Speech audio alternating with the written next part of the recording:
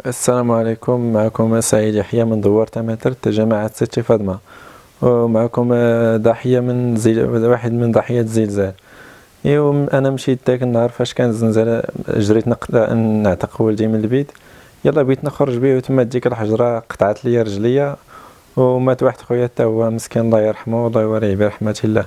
من ديك الساعة داوني للسبيطار محمد السادس، وجا عندنا سيدنا الله ينصرو الله يشافيه حتى هو الله يطول لينا في عمرو. وتهلاو فينا زعما في السبيطار، بقيت فيه شهر تهلاو فينا، ولكن ملي خرجت من السبيطار طلعت للدار تعذبت بزاف، حيت اصلا الدار عندنا راه ترابت. كنت غير عند الوالده في واحد الدار قديمه، و حتى الطعم ديال 2500 درهم زعما باش نكريو ولا ما كناخذوهاش. حلانا لا مرض داك المرحم من داك خويا وخلى ليها حتى هو وليدات وما شدينا والو.